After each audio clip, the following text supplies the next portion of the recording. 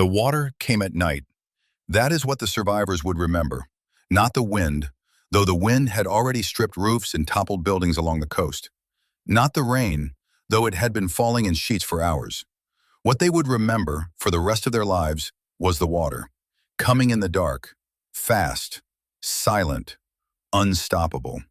It was the night of September 16th, 1928, and by morning at least 2,500 people would be dead in the flatlands of South Florida, most of them poor black migrant farm workers who had nowhere to run and no one to warn them in time. The storm had already announced itself as something extraordinary. It formed in the eastern Atlantic in early September, and by the time it reached the Caribbean, it had become a monster. On September 13th, it struck Puerto Rico, the only storm on record to make landfall on that island at Category 5 intensity. Sustained winds near 160 miles per hour were measured in San Juan when the eye wall was still 30 miles away. Across Puerto Rico, 312 people died. Tens of thousands of homes were destroyed. The island's coffee industry, its economic backbone, was obliterated, a blow from which it would not recover for decades. Puerto Ricans called it the San Felipe II hurricane, the second hurricane to devastate the island on the feast day of St. Philip. It moved northwest. It was not done.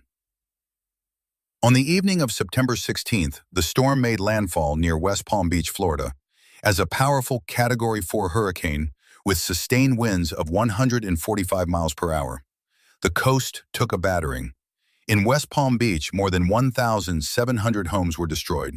Clematis Street, the city's main thoroughfare, was reported to look like a lumberyard buried in debris. A storm surge of around 10 feet, with waves estimated as high as 20 feet, crashed into the barrier islands. But the coastal communities had received warnings. People had boarded up. Many had evacuated. The death toll along the coast was 26.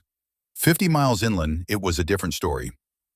Lake Okeechobee is not a deep lake. It is wide, roughly 30 miles across, and shallow, averaging only 9 feet deep.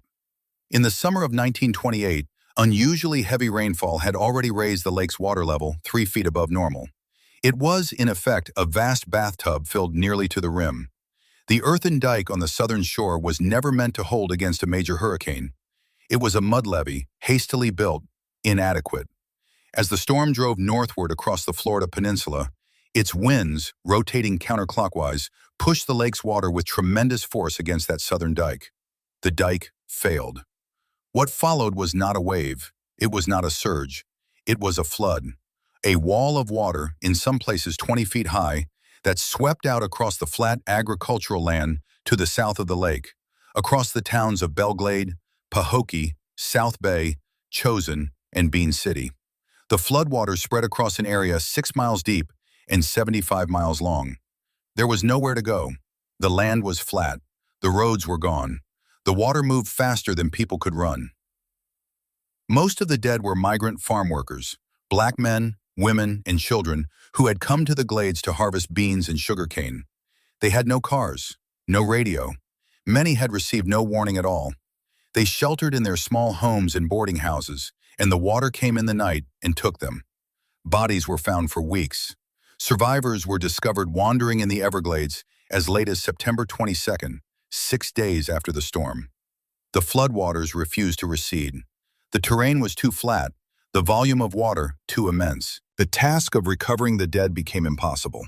Public health officials feared epidemic disease. The decision was made to bury the bodies in mass graves, or, in many cases, to burn them on huge pyres in the fields.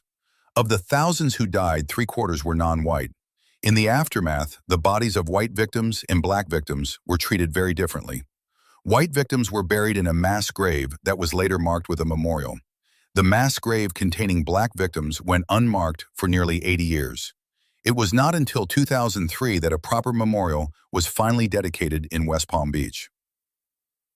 The final death toll from the 1928 Okeechobee hurricane is officially listed by the National Hurricane Center as at least 2,500 in the United States alone, making it the second deadliest hurricane in American history, behind only the Galveston hurricane of 1900. Including deaths across the Caribbean, Puerto Rico, Guadeloupe, and the Bahamas, The total storm death toll exceeded 4,000 people. Damages in the United States were estimated at $25 million in 1928 values, equivalent to roughly $16 billion today. The catastrophe forced a reckoning. The federal government authorized the construction of a massive earthen levee around Lake Okeechobee, what became known as the Herbert Hoover Dike, named for the president who championed its construction. The Army Corps of Engineers took over water management in South Florida. Building codes were tightened, warning systems were expanded. But the deepest legacy of the 1928 hurricane is one that took much longer to acknowledge. The people who died in the Glades were, in the main, poor and black, and unnamed in most official records. Their stories were absent from history books for generations. In 1999, a researcher discovered the unmarked burial site of hundreds of black victims beneath a parking lot in West Palm Beach. The outrage that followed led, finally, to the 2003 memorial. Author Zora Neale Hurston, herself from Florida, wrote about the hurricane in her 1937 novel, Their Eyes Were Watching God. Her description of the flood, of the water rising in the darkness, of people climbing onto rooftops and floating debris, remains one of the most powerful pieces of American literature about a natural disaster.